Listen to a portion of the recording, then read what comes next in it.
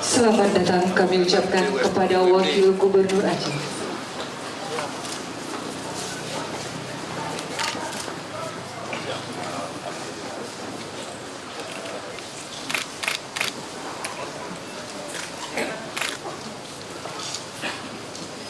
Acara itu segera dimulai.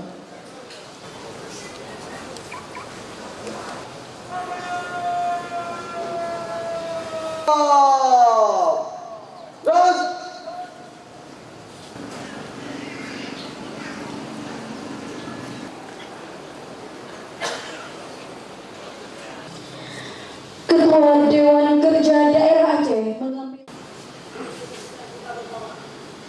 miskin tergantung takdir dan usaha siapapun meskipun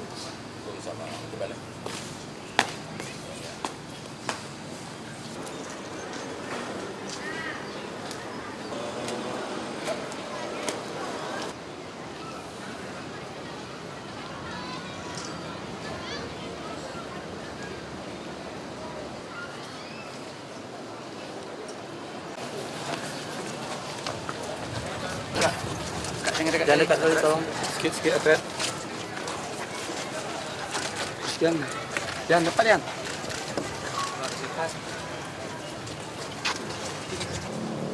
Tidak dibantah lagi bahwa Pramuka adalah wadah untuk mendidik dan membina generasi muda Indonesia agar menjadi manusia-manusia yang bertakwa, memiliki kepribadian yang tangguh, terampil, sehat, dan kuat jasmani, serta memiliki rasa kepedulian yang tinggi terhadap sesama.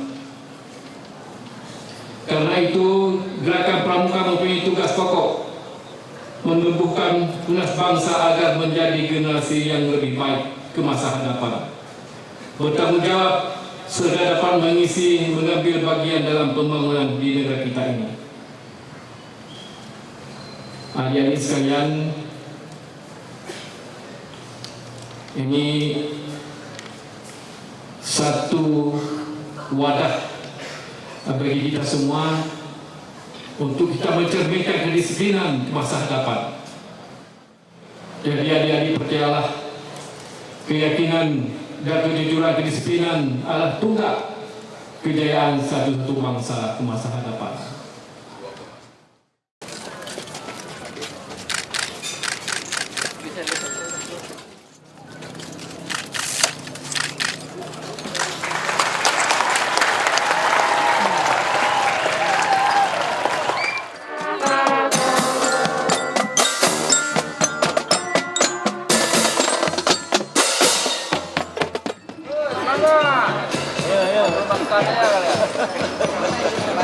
Kalau emang belum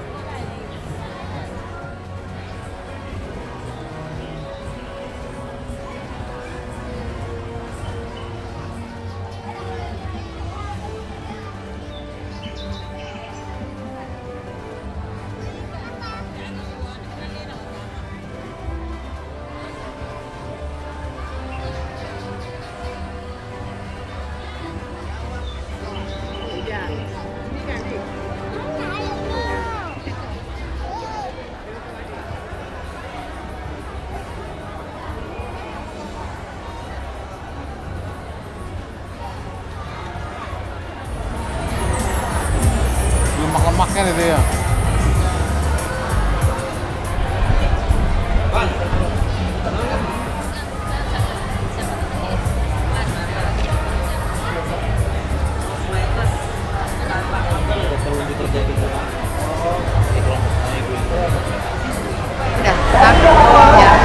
Ini adalah hari ini kami melakukan unjuk kerja untuk diversifikasi olahan pangan yang berbahan baku ikan, dan kali ini kita memperagakan atau unjuk kerja pengolahan otak-otak ikan. Ya, ada binaan balai. Oh iya. Dan ini dilakukan oleh P2MKP Marsaguna. P2MKP Marsaguna ini adalah lembaga pelatihan masyarakat yang merupakan binaan dari BP3 Medan. Balai pelatihan pendidikan pelatihan perikanan Medan di Belawan. Harus coba dulu ya Mas, biar pas ya.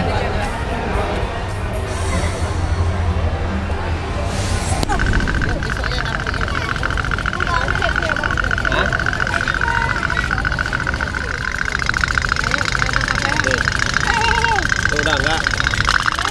Jalan tuh merah. Udah jalan. Nanti sebenarnya sih nunggu lama, Bu. Udah jalan yang merah.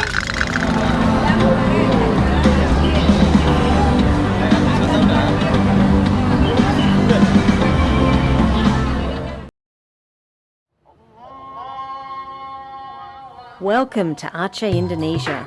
This was once a busy market gateway to East Africa, the Middle East and Asia, but it fell away after years of civil conflict and the biggest tsunami the world had ever seen. Suddenly, before I realized everything, that very big wave have hit us all.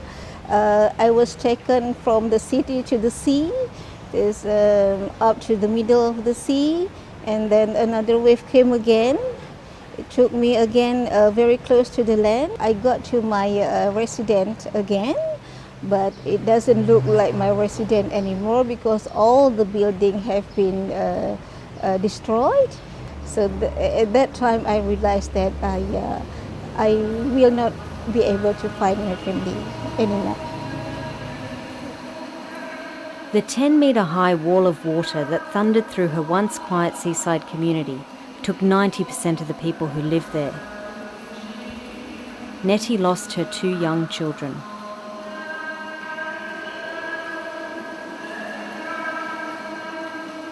After a while, that we realized that we need shelter, we need a house to live. I saw some people have want to move back to what I saw was a very dangerous area. So what is the criteria for the buffer zone? So what is the criteria for the safe place? Determined to help communities like hers build back better, Nettie moved away from her career in chemical engineering. She applied for and won an Australia Awards scholarship to study a Masters of Urban and Regional Planning at Curtin University.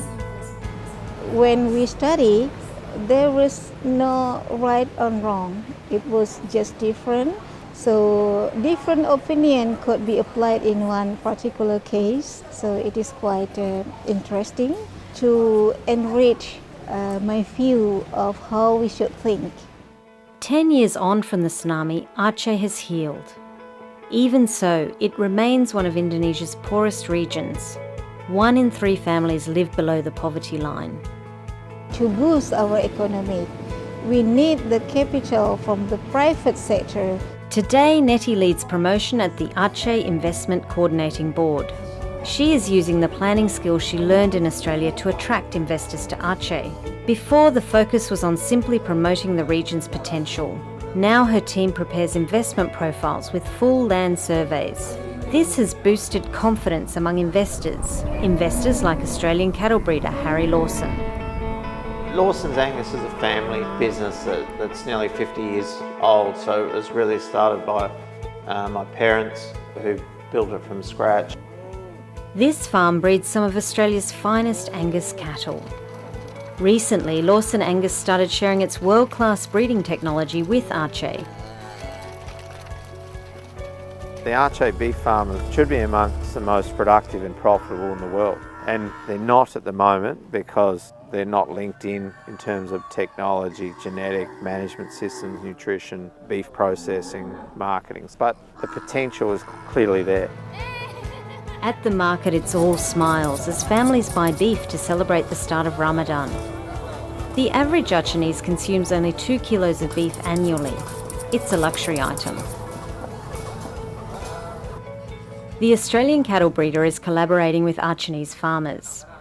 This partnership will involve importing an initial breeding pool alongside expertise to improve animal welfare, nutrition and sustainable land management. The hope is to build a viable beef industry that benefits farmers in both countries. Our vision is to be one of the leading investment destinations in Indonesia. We dress locally but think globally. This is one of the many successful investment partnerships that Nettie and her team have helped facilitate. In recent months, for example, another foreign investor started work on a major fish processing centre. Many stand to benefit. My name is Rushdie, and I'm a fish seller. For the sellers, if there is a lot of fish coming in, then we don't make many sales. Our hope is that the new fish processing centre will help stabilise the prices. Really, Nettie to us, she's the critical person. She's hugely passionate about Aceh. The fact that she studied in Australia, the no worries Harry type attitude, you know, so she gets our culture. Nettie's been able to teach us a lot in a short time about her cultures. I have been in the situation of life and death, but suddenly God gave me another chance to live. I believe it has a purpose. With the knowledge she gained in Australia, Nettie's purpose now lies in showing the world a new face of Aceh, so that the region can once again grow and prosper as an international trading hub.